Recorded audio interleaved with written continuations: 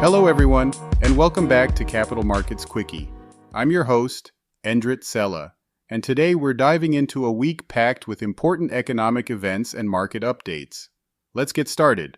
First up, let's talk about U.S. retail sales data. On Tuesday, investors will be closely watching the May retail sales report to gauge the impact of higher interest rates on consumer spending.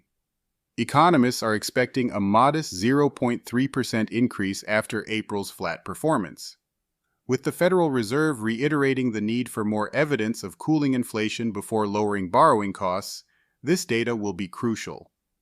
In addition to the retail sales data, we'll also hear from several Federal Reserve policymakers this week. New York Fed President John Williams, Minneapolis Fed President Neil Kashkari, San Francisco Fed Head Mary Daly, and Richmond Fed Head Thomas Barkin will all be making appearances. Their comments will be key as markets try to pinpoint when the Fed might begin cutting rates. Turning our attention to China, a slew of economic data is expected this week. Investors are looking for signs of recovery in the world's second-largest economy, especially in the beleaguered property sector. Monday will bring data on home prices, followed by industrial output, urban unemployment, and retail sales figures. With recent data underscoring the need for further stimulus, the loan prime rate decision on Thursday will be closely watched. Over in the UK, the Bank of England is set to meet on Thursday. While markets are now expecting a rate cut later in the year, the latest inflation data due on Wednesday will be pivotal.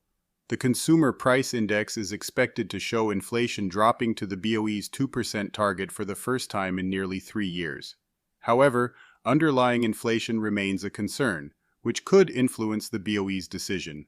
Switzerland and Norway are also holding central bank meetings on Thursday.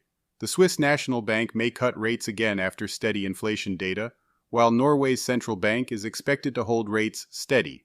Meanwhile, Australia's central bank meets on Tuesday, but no immediate changes are expected.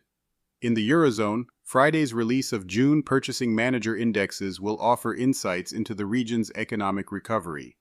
ECB President Christine Lagarde and Chief Economist Philip Lane are scheduled to speak on Monday, with Vice President Louis de Guindos following on Tuesday. The ECB's stance on inflation and economic stability will be closely monitored, especially given recent market turmoil in France. Lastly, let's discuss oil prices. Brent and U.S. crude both saw gains of nearly 4% last week, buoyed by solid demand forecasts for 2024.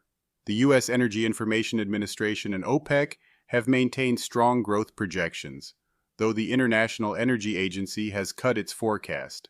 Despite these variations, all forecasters predict a supply deficit through the beginning of winter, which could keep prices elevated. That's all for today's Capital Markets Quickie. I'm Endrit Cela, reminding you to stay informed and stay ahead. Tune in next time for more updates and insights. Have a great week, everyone.